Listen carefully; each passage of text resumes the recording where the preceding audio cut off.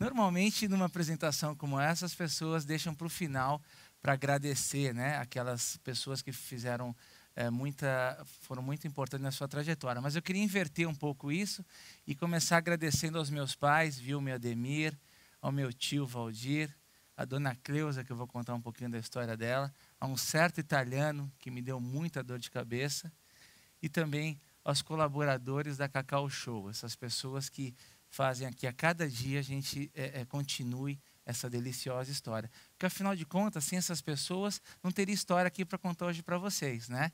E sem essa história, muito cacau nesse Brasil aí não teria se transformado num delicioso chocolate. Também o cacau, meu amigo cacau, tem muito que agradecer às pessoas, porque se não fosse as pessoas, ele seria uma simples matéria-prima, uma simples commodity, e não cumpriria a vocação de transformar a vida, a vocação dele, cacau, em transformar a vida das pessoas numa delícia. E todo mundo tem o seu cacau, né? Cada um tem o seu cacau, que é a matéria-prima para transformar deliciosos sonhos em realidade. E aqui eu venho falar um pouquinho da receita que fez com que eu transformasse o nosso cacau em chocolate. Essa receita tem muitos ingredientes, né? E eu vim aqui contar um pouquinho dos meus ingredientes que fizeram essa história se transformar numa realidade. E quero falar para vocês, contar essa história através dos 5 sentidos, né? Os 5 sentidos que fizeram com que a gente fizesse essa história. E sem perceber, através dos 5 sentidos do chocolate, do cacau, eu encontrei o sentido para a minha vida, né? Então nós vamos falar um pouquinho hoje sobre o empreendedor, sentir o cheiro das oportunidades, quão importante que é sentir o cheiro das oportunidades, dar um toque pessoal em tudo que faz, né? Esse tato, essa questão de colocar a sua marca ali, né? Também manter os olhos atentos aos objetivos, muito importante, ficar de olho, e ouvir, estar disposto a acolher e ouvir o próximo, né? Muito importante as pessoas, vamos falar um pouquinho da importância das pessoas dentro da nossa história. E, finalmente, viver sem medo de experimentar o novo, né? Essa coisa de não ficar sentado ali no berço esplêndido, quando você vive um momento, um bom momento, é o momento adequado para você realmente experimentar o novo. Então, nós vamos falar de empreendedorismo em todos os sentidos. Queria começar falando um pouquinho da história da minha mãe, né? Todo mundo aqui fala um pouco da mãe, que é sempre uma grande inspiração. E a minha mãe é uma pessoa que sentiu muito o cheiro da oportunidade. Ela sempre teve um faro muito bom para os negócios e desde muito pequeno, a gente vem de uma família muito humilde, onde meu pai era tecelão e a minha mãe era vendedora porta a porta. Ela vendia Tupperware. Quem lembra de Tupperware?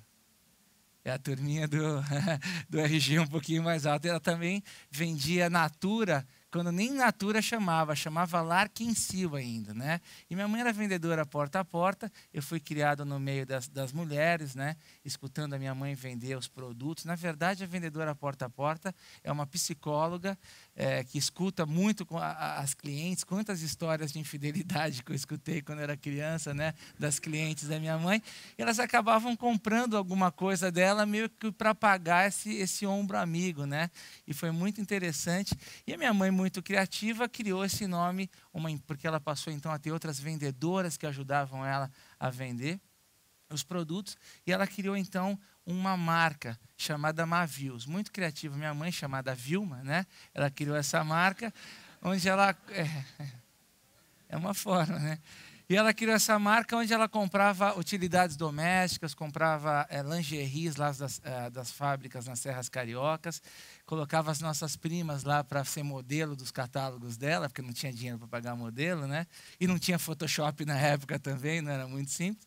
E ela foi criando vários catálogos para ela vender através desse canal dedicado que ela conhecia muito, que era a venda domiciliar. E ela então criou um catálogo, um produto chamado Cacau Show, né? E onde ela comprava, na verdade, chocolate de uma fábrica artesanal pequena. Nessa altura eu tinha 14 anos de idade e fui trabalhar com os meus pais. Era uma empresa muito familiar e menino novo, eu já era meio danadinho e ela me colocou para trabalhar muito cedo. Eu sou o filho mais novo, tenho um irmão mais velho. E eu fui trabalhar lá com eles, e minha parte era receber os pedidos dessa Cacau Show das vendedoras, fazer o resumo lá nos pauzinhos, porque não tinha computador na esquina como a gente encontra hoje no supermercado. Eu fazia o resumo dos pedidos, passava para o fabricante, recebia o chocolate de volta, etiquetava, fazia lá o faturamento naquela fita de papel. Lembra da máquina com fita de papel? Tem gente desse tempo aqui? Tem, né? A gente virava ao contrário a fita também para aproveitar as duas faces para economizar. E aí eu cuidava dessa operaçãozinha ali, trabalhando, né, muito manualmente. E o que aconteceu? Esse fabricante não entregou os ovos de Páscoa perto de uma Páscoa. Foi então que minha mãe pegou assim uma grande antipatia pelo negócio de chocolates, porque o pior cenário na venda porta a porta é quando você vende algo e não entrega. Né? Então a revendedora que não entregou chocolate naquela Páscoa não queria mais vender todo o portfólio de produtos que a minha mãe tinha. Então, por incrível que pareça, eu fui trabalhar num posto de gasolina. Né? Esse posto de gasolina eu trabalhava enchendo o pneu lá dos carros. E esse posto se transformou num posto Ali. Olha que coisa interessante. Muito interessante. E aí, aos 17 anos, eu retomei o negócio, voltei a trabalhar. O posto era vizinho lá da empresa dos meus pais. Eu trabalhava mais ali no final de semana para levantar um dinheirinho. Comprei a minha primeira bicicleta trabalhando lá. E aos 17 anos, então, eu resolvi recomeçar o negócio do chocolate. Pedi para minha mãe os catálogos que estavam parados lá numa salinha de 3x4 lá na empresa deles. E falei, olha, o que deu errado para vocês no passado pode ser que não dê errado para mim agora, né? E ficou aquela história da família inteira. Poxa, você único, trabalhava pai, mãe, irmão, vô, tio, papagaio, toda a família, e logo mais novinho, né, que foi tentar fazer as coisas diferentes. Foi então quando eu fiz o meu primeiro grande, maior erro da minha vida, que eu descobri que foi o meu maior acerto. Eu vendi 2.000 ovos de Páscoa de 50 gramas que não existiam. O fabricante simplesmente não tinha esse produto no portfólio deles, porque eu já estava falando nessa altura, 3 anos após, né, com um outro fabricante de chocolate. Que pelo menos para errar a gente tem que ser criativo, né? Não podia repetir o mesmo fabricante. Esse fabricante não tinha ovo de Páscoa de 50 gramas, eu me equivoquei, vendi lá para um monte de escolinhas, e aí foi o primeiro grande problema, o primeiro grande erro que eu cometi. Depois vieram muitos outros que eu vou falar aqui. E aí, o que fazer?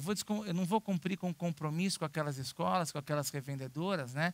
Vou ficar escutando dos meus pais. Eu avisei, eu te disse, imagina a família inteira falando logo para o mais jovem ali, a ovelhinha negra, né? E eu não quis escutar isso. Então, baseado nesse compromisso, eu, aos 17 anos, não tinha carta ainda, pedi um motorista emprestado lá da empresa dos meus pais e fui de atacado em atacado tentar encontrar algum lugar que pudesse me fornecer os ovinhos de Páscoa de 50 gramas.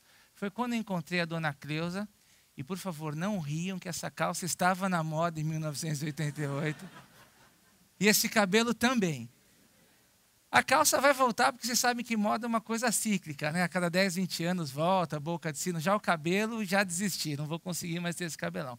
Mas encontrei a dona Cleusa lá, fazendo as compras dela, e ela falou assim, olha, faz o seguinte, compra o chocolate, as forminhas, a embalagem, vamos na minha casa, que em 2 dias a gente consegue fazer isso. Foi então quando entrou o meu tio Valdir, que tinha lá um dinheirinho, não trabalhava na empresa da família, tinha lá um dinheirinho guardado, era uma época de grande inflação, aquela época de 2% ao dia, como dizia o Marcelo, e o tio me emprestou $500 e foi então o capital que eu comprei lá os chocolates, fui na casa da dona Cleusa, fiz os ovos de Páscoa, e muita gente fala, poxa, que sorte que esse rapaz teve, né? Eu sempre costumo dizer que esses golpes de sorte são recompensas para quem se empenha. Se não tivesse procurado 20 atacados para encontrar esse chocolate, não teria encontrado a dona Cleusa, né? E aí, resumindo essa história, eu entreguei os ovos de Páscoa, depois paguei os $500 do tio Valdir, depois paguei a dona Cleusa e tive um lucro de $500. Gente, que saudade daquele tempo. Investia quinhentão e depois de uma semana tinha de volta. Hoje ouvi dizer que só massa que dá isso daí, viu? Chocolate não é mais desse jeito. Pizza também parece que é assim. Brincadeira com os meus amigos. Quem nos dera, né, meninas, que fosse desse jeito, né? Então, gente, esse foi o day one do nosso negócio, né? Esses 2.000 ovinhos de Páscoa que eu vendi, que não tinha lá para entregar e que eu me virei lá junto com a dona Cleusa na cozinha da casa dela e fizemos esses chocolates.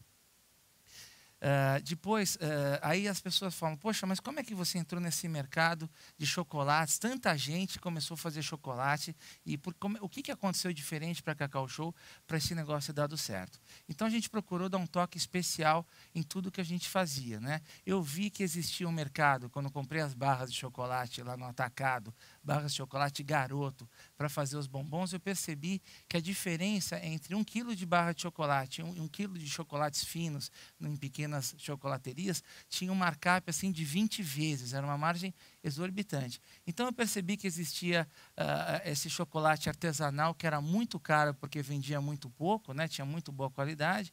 Do outro lado tinha um chocolate industrializado, aquele bombonzinho rosinha assim, muito gostoso, tal, mas que é sempre aquele mesmo produto e com baixo preço. Olha o meu ex-patrão aí, chegou o meu ex-patrão. Eu falo, Marcelo, já contei a história do posto que eu trabalhei já para tudo aqui.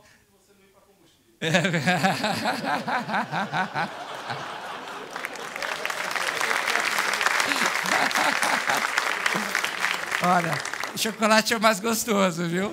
Não tem, e tem bastante energia também, né? Então, e aí, gente, eu sem saber que o nome desse negócio era Paradigma, que aos 17 anos nem sabia que nome era esse, mas sem saber nós quebramos o paradigma. Quer dizer, eu pensei, por que não fazer um chocolate com uma qualidade muito boa e vender por um preço acessível, democrático, já que as pessoas gostam do chocolate caseiro, elas não têm dinheiro para comprar porque custa R$200 o quilo, né? E aí, como eu era muito jovem, não tinha essa questão de ter que ter dinheiro para se sustentar, etc., eu investi nessa relação de ganhar a escala, porque fica quem nasceu primeiro, ovo a galinha. Se você não vende muito, não tem escala, você não consegue ter bom preço. Se você não tem bom preço, você não consegue fazer escala. Então, eu investi nessa relação e foi assim que as coisas funcionaram. Depois, nós começamos a melhorar muito a qualidade dos produtos, né? Inclusive, eu estou muito feliz que na quinta-feira passada nós recebemos uma pesquisa da Datafolha, que hoje nós somos top of mind da categoria lojas de chocolates no Brasil.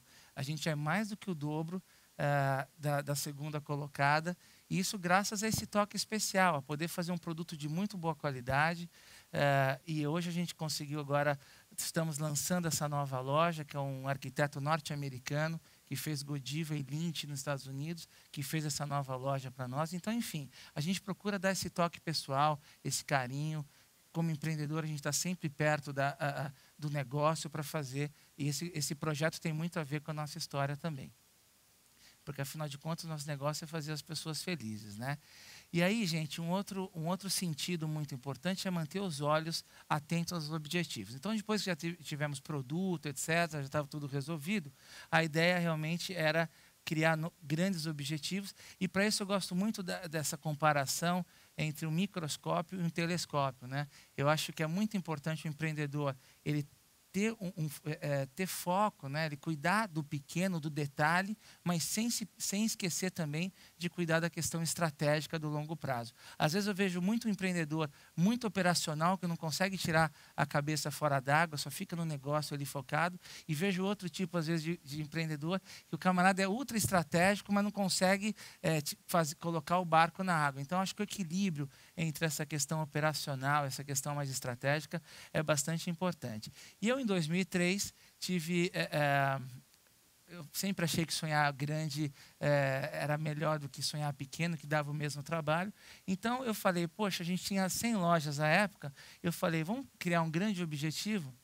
Então, em 2010, eu falei, vamos ter, em 2010, 1.000 lojas. Por que 2010? A profundidade era a seguinte, 2010 combina com 1.000, eu vou fazer 40 anos. O estudo de mercado tinha essa profundidade. Vocês acreditam nisso? Foi assim. E aí, gente, a cada dia a equipe falou assim, pô, mas são 120 lojas por ano, né? Uma loja a cada 3 dias por 7 anos. Eu falei, a gente vai conseguir. Boticário tem 2.500, não, tinha um pouquinho mais de estudo. Tinha um Boticário que tinha 2.500, né? E é um negócio que tem um pouco mais ou menos do mesmo target, né? Uma coisa, apesar de ser perfume e chocolate, e era essa a história. E aí foi difícil convencer as pessoas, às vezes no final do dia eu ficava triste, porque eu via que a equipe não estava conseguindo, e aí só bastava eu realmente dormir uma noite para no outro dia de manhã acordar cheio de vontade, vendendo a ideia para todo mundo. E olha, não é que a gente fez. No final do ano passado, nós inauguramos a loja número 1000. Hoje nós temos um negócio de R$ 1 bilhão entre o faturamento da nossa indústria junto com o faturamento da nossa rede de lojas. Já temos hoje 1.050 lojas, então não vamos parar na loja 1000. Tudo um sonho novo, já tem um sonho novo. Né? Temos hoje, mas com um pouco mais de profundidade. Agora já contratei consultoria, agora já tem um monte de consultor, já tem um monte de palavra em inglês lá. Agora todo mundo vai acreditar fácil, porque o negócio está mais firme. Né? Bom, nós temos hoje 5.000 funcionários, são 1.055 dentro da fábrica e o resto dentro da nossa rede de franqueados.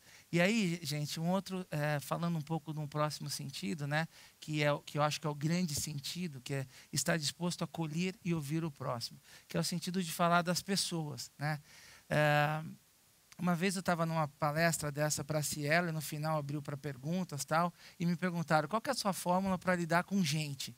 Falei, é muito simples, é só tratar gente como gente, né? É simples, mas às vezes a gente esquece desse pequeno detalhe, né?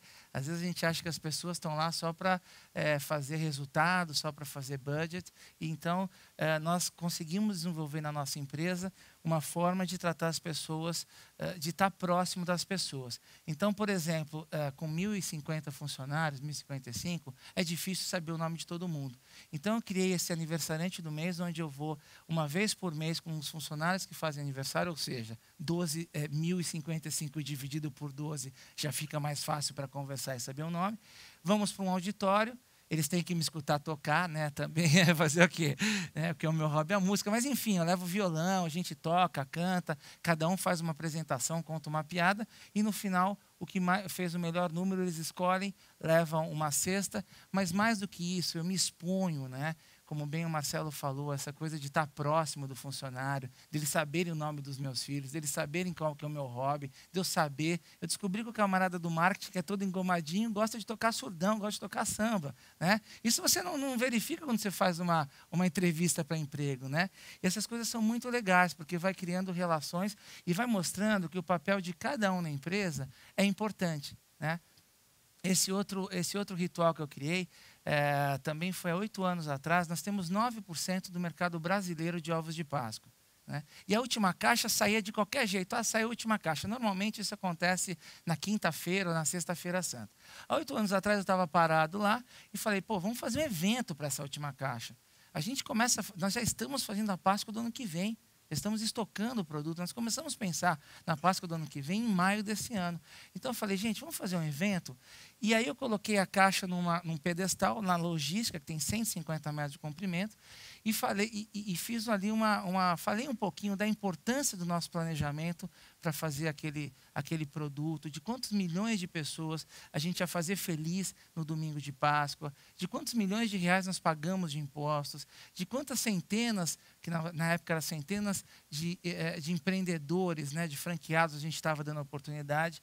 Aí fiz uma grande fila indiana, desde o fundo da expedição até o caminhão, e começamos a passar a caixa de um para o outro. Aqui do lado é o diretor de operações, o diretor comercial.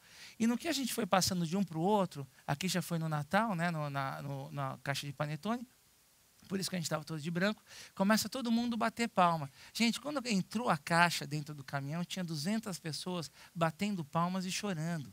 Por quê? Porque eu estou dividindo o resultado, eu estou dividindo, não só financeiramente, mas, sobretudo, moralmente, dividindo essas conquistas com a equipe. Isso tem um valor, isso não custa nada de dinheiro, mas tem um valor para a cultura da empresa muito, muito importante. Outra coisa, toda Sexta-feira Santa. Sexta-feira Santa, eu acho que a grande maioria de vocês está junto com a família, né? Ou na casa de praia, ou na casa de campo. Nós trabalhamos de Sexta-feira Santa. Para vocês terem uma ideia, na quinta-feira que antecede a Sexta Santa, uma loja nossa vende o mesmo que ela vende em janeiro e fevereiro juntos. Vocês têm ideia do que é isso? Em um dia, vendeu o que se vende em 2 meses. Tudo bem que janeiro e fevereiro não é lá uma grande venda, é bem verdade, né? Mas é uma loucura. Então, nós temos que estar na sexta-feira cedo lá para verificar os estoques das lojas, porque o camarada sai às 2 da manhã da loja, às vezes ele tem 4 lojas, tem uma que tem um produto que não tem outra, e não consegue enxergar isso. Então, nós temos que estar lá na Sexta Santa. E aí, eu estava lá também há uns 5 anos atrás, pensando tal, o que vão fazer, eu falei, eu vou fazer uma refeição para esse pessoal, vou para a cozinha para fazer o almoço da Sexta Santa, porque afinal de contas, Sexta-feira Santa é dia de estar com a família. Fui lá, comprei algumas coisas no Pão de Açúcar, bacalhau, camarão, massa, fiz lá um almoço e virou de novo um ritual. Hoje tem funcionárias simples que esperam um ano inteiro para Sexta-feira Santa a gente poder fazer esse almoço, que é o almoço que o chefe fez. E todos os presentes que nós ganhamos, se vai no evento da Globo, ganha televisão, o que for, qualquer um, diretor, eu, gerente, nós guardamos tudo para que neste dia nós sorteamos para todos os funcionários. Quer dizer, nós procuramos passar muitos sinais para os colaboradores de que todos somos iguais perante essa empresa. Quer dizer, se não tiver a moça da faxina, a moça que faz a refeição, o porteiro, o operador de máquina, a empresa não vai funcionar, né? O ritual dos franqueados, no último dia, nós temos uma grande parede lá na nossa recepção, onde eles colocam o nome deles, sem eles saberem. No último dia, eu vou fazer o encerramento, eles ficam 10 dias treinando, eu vou fazer o encerramento, os convido para ir para a recepção sem eles saberem o que vai acontecer, e aí tem um violinista, champanhe, e eles vão lá e colocam o nominho deles na nossa parede, uma coisa também muito simples, mas que tem um efeito muito bacana, todo mundo se emociona, porque eles estão sendo recebidos da nossa família naquele momento, né? A gente fala que hoje nós estamos em todos os estados e que todo dia que a gente passar ali, apesar de a gente estar longe, eles vão, de certa forma, estar muito próximos da gente no dia a dia. Então, isso daí, de novo, rituais com quase nenhum custo, mas com muita verdade, com muito efeito positivo para a cultura da empresa, né? E aí, vamos falar agora do experimentar, né, do quinto sentido, que é viver sem medo de experimentar o novo. Há 10 anos, quando a gente tinha 35 toneladas de chocolate por mês, todo mundo estava feliz da vida e eu estava insatisfeito, né? Porque o empreendedor está sempre insatisfeito. Por quê? Porque eu tinha um cliente que representava 25% da nossa venda.